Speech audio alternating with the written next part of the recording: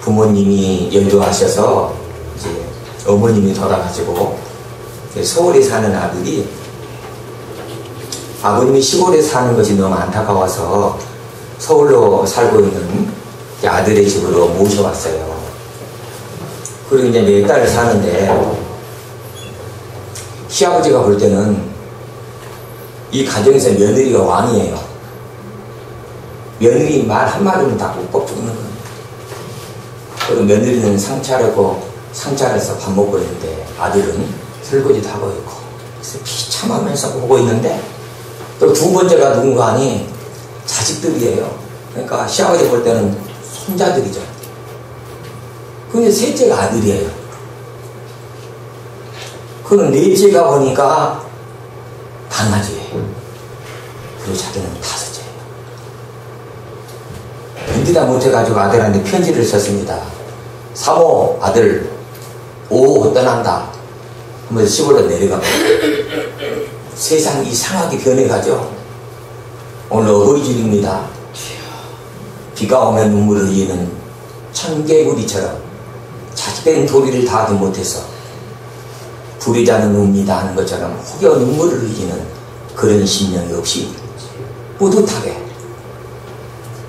나를 낳으신 부모님을 최고로 사랑하며 섬기면서 하나님 나라를 기다리는 훌륭한 일꾼들이 되시기를 주님의 이름으로 축원드립니다. 하나님 천사를 이 세상에 보내셨습니다. 그리고 세상에 가장 중요한 세 가지를 가져오라 했습니다. 천사는 그 명령을 받고 지구상에 가고 가장 아름다운 세 가지를 발견했습니다. 첫째는 지구상의 최고의 아름다운 꽃입니다. 그리고 둘째는 티없이 맑고 그저 해맑은 어린아이 웃음이었습니다. 그리고 셋째는 어머님의 사랑이었습니다. 그를 갖고 이제 하나님께로 향해 갑니다. 달을 지나고 구름을 지나고 하나님 앞에 갔는데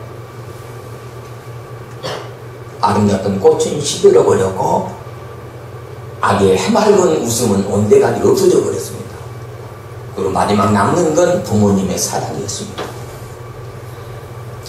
여러분, 인류의 삶 그리고 세상 속에서 가장 소중하고 끝까지 남는 게 뭔지 아십니까? 그게 어머니의 사랑입니다. 어떤 학자는 그 얘기를 합니다. 하나님이 당신을 이해하기 위해서, 하나님이 하나님을 나타내기 위해서 이 땅에 어머님을 보내셨다 했습니다. 어머니 마음을 잘 이해하려면 우리는 하나님을 그대로 정확하게 알 수 있는 겁니다. 인생에 태어나서 처음 만난 사람이 누굽니까? 어머니입니다. 나를 낳으시고 키워주시고 힘들고 어려울 때 자식이 아플 때 밤새도록 잠을 설치며 자식을 위해 근심하고 위로하고 기도해주는 분이 누구냐면 어머니입니다. 암 전문의로 명성을 날리는 한의사가 있었습니다. 그는 이와 같이 어버이날만 되면은 불효자라는 죄책감에 짓눌려가지고 괴로울 수, 시장에 나가면은 시장 구석에 쭈그리고 나무를 팔고 있는 할머니를 본 마음이 괴로웠습니다. 왜냐하면 지난 날에 돌아가신 어머니가 생각났기 때문입니다. 그는 부모님을 훌륭하게 모시지 못하는 죄책감으로 날마다 후회하는 삶을 살게 됐습니다. 그는 어렸을 적에 매우 가난했고 그 때문에 열심히 공부해서 성공하리라. 그런데 집안 환경이 어려우니까 부모님은 막노동을 다녔습니다. 막노동을 다니는 부모님 입장에서는 어린아이를 집에다 놓고 안쓰러워서 같이 데리고 다녔습니다. 어느 날 어린아이를 데리고 공사판에 갔는데 건물이 무너지면서 아버지가 그 자식을 살리는 과정 속에 그 아버지는 깔려 죽게 되고 또 어머니는 그 순간 철근에 다리를 쪄가지고 한 다리를 잃게 됩니다. 그리고 중고등학교 때 어머니는 쩔뚝거리면서 선생님의 학교 방문의 요청을 받고 오게 됩니다. 마음이 학생되는 어린이다. 저런 말이 어머니라고, 병신의 어머니 자식이라고 이겨내면서 그는 의과대학에 합격을 했고 성공적으로 아주 훌륭한 의사가 됐습니다. 20년이 지났습니다. 그리고 이제 행복한 가정을 꾸리고 있습니다. 단란한 가정에 행복하게 살고 있습니다. 그리고 가정부까지 뒀습니다. 그런데 밖에서 신랑이를 버리는 소리가 들렸습니다. 가보니까 어머니였습니다. 어머니로 가정 보고 신랑이를 버리고 있는 거예요. 틀림없이 여기가 우리 아들 사는 집이라는 거예요. 아줌마는 냉정하게 덮치는 병시까지 다리를 절는 그런 엄마를 둔 아들은 없다는 거예요. 가정부 때문에도 창피했고 당당하게 나서지 못했던 이 아들은 돌이킨 어머니의 뒷모습을 생각하면서 순간부터 악몽에 시달리면서 수년 동안 괴로운 나라를 보내는 중에 1년이 지난 후에 어머니가 돌아가셨다는 중고장을 받게 됩니다. 그냥 부랴부랴 주소를 찾아서 갔을 때 그 빈 집안에는 아무도 없고 고등학교 때 자기를 가르친 선생님이 부모님 영정 앞에 이렇게 앉아 있었습니다. 그리고 보따리를 내놓고 그 다음에 유언장을 내놨습니다. 보따리를 열어보니까 선생님이 어머니가 평생 모은 재산이란다. 네가 무슨 일을 하다가 실패하면 다시 시작해라고. 정서를 모아둔 돈이란다. 그 다음에 둘째 유언이란다. 유언. 그러면서 네가 평생 알지 못한 사실을 알려주더라 하면서 전하는 거예요. 네가 어렸을 때 먹을 것이 없어가지고 쓰레기를 찢고 있는 모습을 너희 어머니가 직장에서 퇴근하고 난 그걸 보고 집에 가서 데려다 키웠다는 거예요. 나중 자식은 아니지만 비록 주워왔지만 정말 누구 못지않게 사랑하면 그렇게 지구하며 너를 키웠다는 거예요. 그러는 중에 공사판에서 너를 데리고 왔는데 무너지는 순간에 너를 살리려고 아버지가 돌아가셨고 그것 때문에 어머니가 다리를 이었다는 거예요. 그러니 네가 지금 이렇게 훌륭하게 의사가 되어 살고 있는 거는 아버지 목숨 때문이고 다리를 잃은 어머니는 은혜라는 거예요. 병을 잃었을 때 너는 의사인데도 불구하고 단 한 번도 어머니를 찾지 못했다는 거예요. 이제 그는 무너집니다. 그리고 영정 앞에 하나님 어머니 앞에 빕니다. 어머니 불효자는 옵니다. 용서하여 주옵소서. 오늘 어버이날입니다.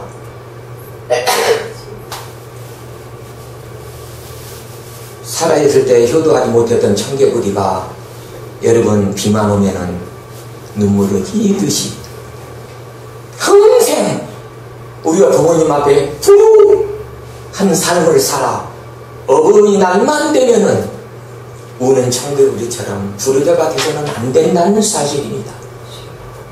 오늘 저희 앞에 어머니는 끝까지 헌신하는 분입니다. 어머니는 우리를 절대 아낌없이 사랑하시고 어떤 위기를 만나도 평생 책임지는 분입니다. 그런 어머님 앞에 우리는 어떤 자식이 되어야 되겠냐요.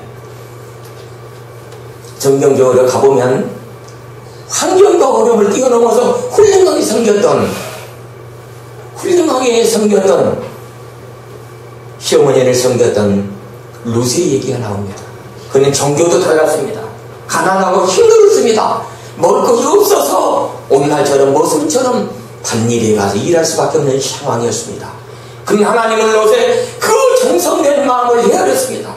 정말 성실하게 시어머니 하나님이 나의 하나님이고 시어머니의 신이 나의 신이라는 확증을 보는 순간에 하나님 저 일꾼을 써야겠다고 붙잡았습니다. 그리고 보아스를 준비하고 그로 말미암아 훌륭한 다윗의 가문의 출생을 이루어 나갔습니다. 성경에 보면 디모데 전서에도 바울이 우리를 통해 그렇게 얘기합니다. 디모데 전서 5장을 찾으셔서 8절을 한번 읽어보시면 누구든지 자기 친족 특히 자기 가족을 돌보지 아니하면 누구든지 자기 친족 특히 자기 가족을 돌보지 아니하면 자기 누구를? 자기 가족을 자기 누구를? 가족 나를 낳은 부모님 친경은 차오르 치더라도 나를 낳아주신 부모님 그래서 자기 가족을 돌보지 아니하면 그 다음에 믿음을 배반한 자요. 믿음을 뭐한 자요? 지금 믿음이 있다고 우리가 얘기하지만 우리가 영 대신 하나님 앞에만 섬기고 육적인 부모를 왜 먹었냐면 하나님 볼 때 믿음이 없다는 거예요. 참 믿음을 배반하고 있다는 거예요. 여러분 하나님과 부모의 공통점이 있습니다. 그건 뭔지 아세요? 섬김의 대상이에요. 훌륭하게 섬겨주세요. 하나님은 경배의 대상 외에 부모님하고 닮은 게 너무나 많아요. 그래서 일단 어머니를 보내셨어요. 하나님의 사랑을 알기 위해서. 그러니 바울은 강조합니다. 누구든지 친척도 좋고 더 나아가서는 특히 자기 가족을 돌보지 아니하면 믿음을 배반한 자요. 그 다음에 불신자보다 더 뭐한 자니라? 그렇습니다. 어버이날을 통해서 눈물을 흘리며 부르자는 우는 것처럼 가슴을 치며 통곡하지 마시고 생전에 살아계실 때 훌륭하게 자식된 도리를 다해서 여러분 믿음이 비반하지 않고 그리고 불신자보다 더 악하다는 바울의 증거가 우리에게는 해당되지 않고 오히려 자식된 도리를 훌륭하게 하여서 영대신 하나님을 섬기고 육적인 부모를 훌륭히 모실 수 있는 일꾼으로 승리하시기를 주님의 이름으로 축원드립니다. 부모님은 세 가지에 대해서 평생 살면서 얘기를 안 한다고 해요. 첫째는 아프다는 말씀을 안 한답니다. 어머니 좀 시원찮은데 가보시죠. 어머니 요즘 노쇠하셔서 안 보이는데 이렇게 하시죠. 나는 괜찮다가 나는 괜찮다고 자식을 미워하는 부모입니다. 예비 어버이 되시는 여러분도 계시죠. 저도 그렇습니다. 이게 하나님 주신 유전인 것 같아요. 나는 못 먹어도 남겨놓고 나는 아파도 안 아프다 그럽니다. 그리고 자식이 아프고 염려합니다. 그게 부모님의 사랑이거든요. 근데 부모님은 자식 앞에 정녕 아프다고 말씀을 안 하신다는 거. 둘째는 외롭다고 말씀을 안 하신대요. 젊었을 때는 여러분처럼 분주하게 하는 일도 많았을 거란 말입니다. 그러나 나이 든 이후로 하신 일이 없지 않아요? 얼마나 외롭겠어요. 틈나는 대로 안부 전하시고 찾아가시고 위로하고 격려하시고 섬기십시오. 그리고 세 번째 어머니는 배고프다는 말씀을 안 하신대요. 얘야 나는 됐어. 너나 먹어. 제가 어렸을 때 그러니까 40년 50년 전이겠죠. 그때 아버님이 그런 말씀을 하시더라고요.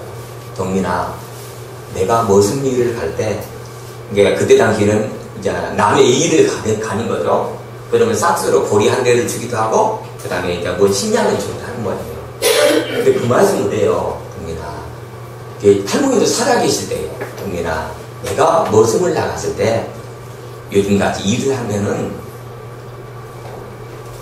일한 대가로 일당을 뭘 줬느냐 하니 불면서 보리쌀을 주기도 하고 때로는 주먹밥 4개 주기도 했다.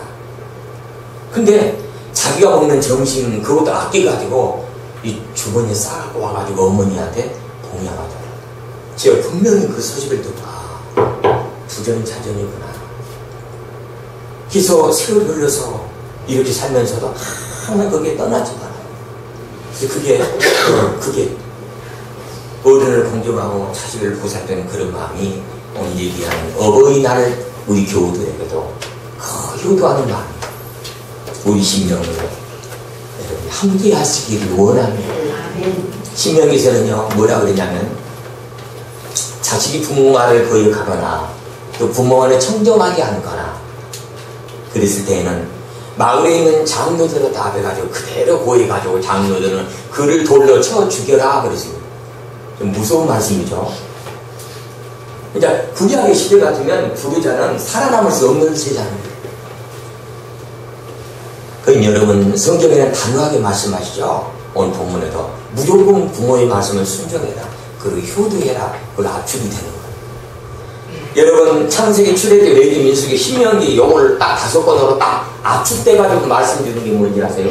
하나님을 잊지 마세요. 누구를 잊지 마세요.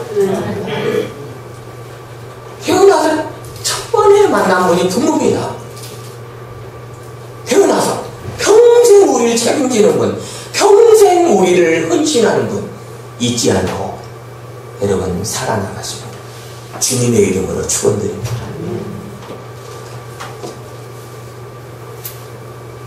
잠언서에도 나와 있습니다. 바울은 너희가 부모의 말씀을 거역하고 부모의 말씀을 싫어한다면 까마귀 밥이 되게 한다는 말씀 보시더라고요.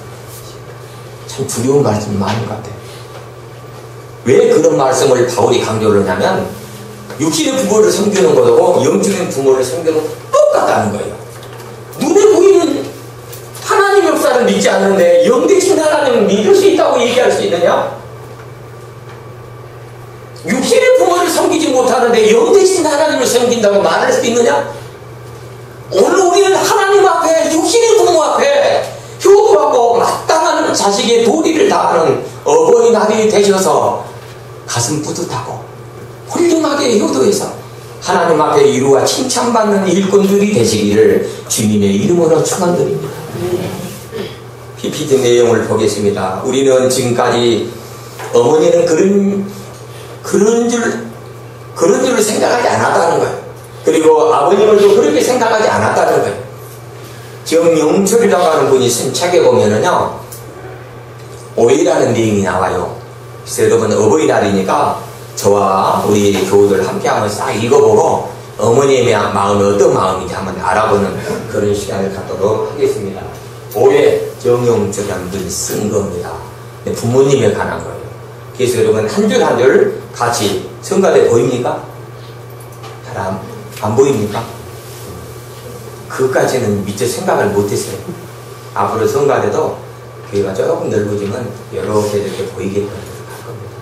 양해해 주시고 한번 들으시고 보이시는 분은 힘차게 소리가 적으면은 부모님께 효도를 조금 하겠다는 뜻이고 소리가 크면은 많이 하겠다는 뜻이에요. 한번 읽어봅시다. 시작. 어머니는 당신의 엄마가 보고 싶지 않은 줄 알았습니다. 어머니는 연정의 이야기는 하나도 없는 줄 알았습니다. 어머니는 친구가 한 사람도 없는 줄 알았습니다. 어머니는 아버지라는 자는 첫째랑과 없는 줄 알았습니다. 어머니는 새벽에 일찍 일어나고 밤늦게 잠드는 것을 좋아하는 줄 알았습니다. 네, 다시 한번 또 시작. 어머니는 특별히 좋아하는 음식이 없는 줄 알았습니다. 어머니는 짧은 파나머리만 좋아하는 줄 알았습니다. 어머니는 고운 얼굴과 배지에서 관심도 없는 줄 알았습니다. 어머니는 우리가 저랑 어디에 대화하는 것을 좋아하지 않는 줄 알았습니다. 어머니는 백화점 베개에 늘 그대로 계실 줄 알았습니다. 어머니는 외롭지 않고 어머니는 맛있는 음식 하나는 그거 좋아하지 않고 어머니는 그저 비싸게 하는 머리 싫고 어머니는 그저 그런 줄 알았다는 거예요. 아니라는 거예요. 어머니도 배고프다는 거예요. 어머니도 외롭다는 거예요. 어머니도 먹고 싶은 게 많다는 거예요. 어머니한테 용돈 드려보세요. 그거요 돌아오더라고. 준 손자한테 다시 주더라고. 드리세요.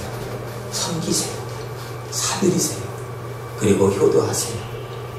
늘 영원히 함께하는 건 아닙니다. 만약에 도리를 다 하지 못했을 때 오늘날처럼 청개구리처럼 부도자는 웁니다 하는 거잖아요. 박봉처럼 눈물을 흘리며 우는 심령이 적어도 우리 오산 교회는 한 명도 없기를 원합니다. 그 다음에 아버지에 가는 걸 보시겠어요. 아버지를 생각하면서 한번 읽어봅시다. 시작. 아버지는 하나도 지은 것을 좋아하지 않는 줄 알았습니다. 아버지는 그의 눈물이 한 방울도 없는 줄 알았습니다. 아버지는 딸이 시집가는 것을 기뻐하는 줄 알았습니다. 아버지는 비싼 음식이 이제 맞지 않는 줄 알았습니다. 아버지 지갑에는 늘 돈이 넉넉히 들어있는 줄 알았습니다. 아버지는 아무런 없고 위험한 길을 가도 조금도 두려워하지 않는 줄 알았습니다. 그 다음에 아버지는 도착 시간을 몰라 늘 일찍 나와 우리의 귀환을 기다리는 줄 알았습니다. 아버지는 당신의 삶에 아무 미련도 없는 줄 알았습니다. 아버지의 지난날의 경험담을 늘 계속될 줄 알았습니다. 아버지는 언제까지나 우리 곁에 그대로 계실 줄 알았습니다. 아버지는 항상 건강하며 우리가 부르면